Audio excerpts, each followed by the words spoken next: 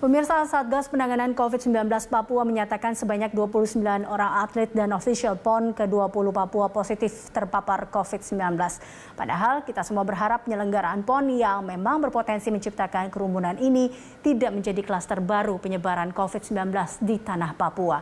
Dan kini untuk mengetahui mengapa hal ini bisa terjadi dan sejauh mana penanganan yang telah dilakukan, kita telah bersama dengan Bapak Silwanus Sumule, juru bicara Satgas COVID Papua. Terima kasih Pak Silwanus telah bergabung bersama kami. Pak Silwanus, ini kita mendapatkan informasi bahwa sebanyak 29 atlet dan ofisial, bahkan tadi dikatakan oleh kontributor kami di Jayapura ada penambahan 6 lagi yang dimana saat ini ke-6 itu sudah kembali ke daerah asalnya. Artinya 35 orang atau 35 atlet dan ofisial terpapar COVID-19. Sejauh ini Pak, sudah adakah informasi terkait dari manakah, apa yang menyebabkan ke-35 atlet dan ofisial ini terpapar COVID-19 Pak? Ya, terima kasih. Saya ingin menjelaskan pertama, sudah ada kesepakatan bersama dengan tim bahwa kami tidak bisa menyampaikan asal dari mana karena kami menjaga psikologi daripada atlet-atlet yang masih sementara bertanding. Okay. Itu hal yang pertama. Hal yang kedua, saya membagi dalam 3 kondisi, yaitu sebelum pembukaan, pada saat pembukaan, dan pasca pembukaan. Sebelum pembukaan memang kita sudah menerapkan, dan pasca pembukaan itu kita sudah betul-betul menerapkan protokol kesehatan dengan sangat baik. Namun kami harus akui pada saat pembukaan, oleh karena euforia yang berlebihan, dan ya kami harus juga menyatakan bahwa pada saat pembukaan itu ada sedikit penurunan terhadap protokol kesehatan. Seperti yang tadi saya sampaikan bahwa memang betul-betul euforia masyarakat di Papua untuk melihat pelaksanaan PON itu luar biasa. Karena ini baru pertama kali terjadi di Provinsi Papua. Itulah yang menyebabkan sehingga ada sedikit penurunan terhadap pelaksanaan prokes pada saat pembukaan. Namun saat ini setelah 2-3 hari pembukaan, maka kami tim Satgas bersama dengan instansi terkait, PB PON, kemudian aparat keamanan, kami sudah kembali menerapkan apa yang menjadi protokol dalam menjaga agar tidak terjadi penularan dari atlet maupun dari masyarakat. Demikian yang saya bisa sampaikan. Baik, tapi sejauh ini bagaimana kondisi dari ke-29 atlet dan ofisial ini Pak?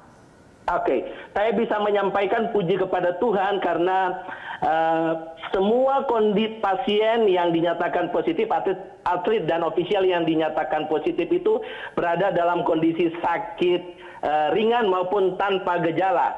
Dari catatan medik yang kami dapatkan, mereka semuanya telah dilakukan vaksin, sehingga saya bisa menyatakan bahwa tanpa gejala ini ada korelasi dengan mereka telah mendapatkan vaksinasi, 2 kali vaksinasi. Demikian.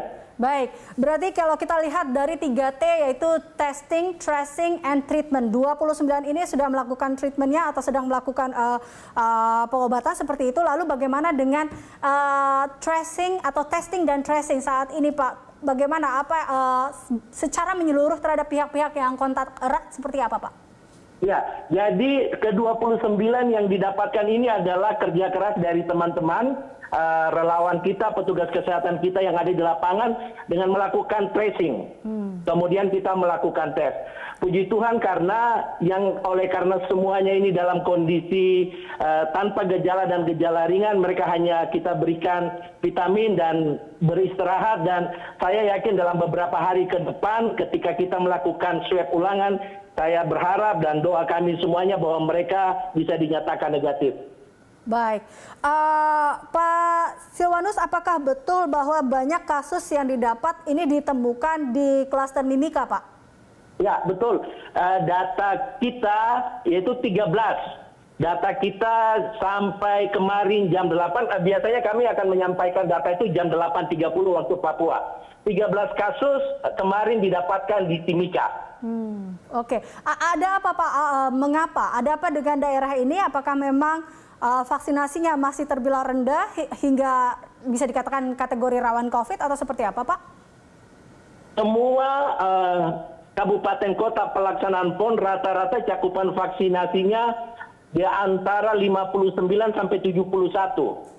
Jadi yang tertinggi itu di Merauke kurang lebih hari ini data mohon maaf 72, sementara di Mimika itu sekitar 59 sampai 60. Kenapa ini bisa terjadi? Memang agak sulit ya kita menentukan ini asalnya dari mana, tetapi yang saya bisa sampaikan adalah interaksi. Jadi interaksi antara atlet dengan antara atlet sendiri dan juga interaksi dengan penonton yang ada.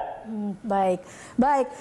Terakhir Pak Silwanus, lalu apa kemudian langkah-langkah antisipasi yang akan dilakukan mengingat bahwa PON ini masih berlanjut? Baik, pemirsa, Provinsi Papua punya pengalaman ya menangani COVID-19 di bulan Maret 2020 hingga kemarin ketika kita dapat second wave di 2 minggu terakhir Juli, Agustus, dan awal September. Yang kami kerjakan adalah menyelesaikan persoalan-persoalan di hulu dengan di hilir.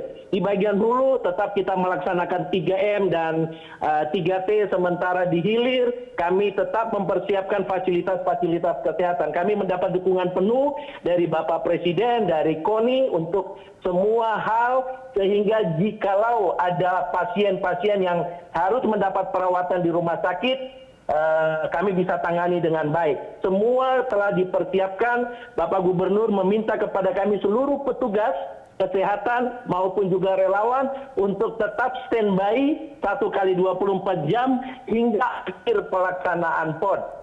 Teman-teman relawan juga terus bekerja untuk melakukan tracing, dan harapan kita 35 kasus yang tadi kita tidak lagi bertambah.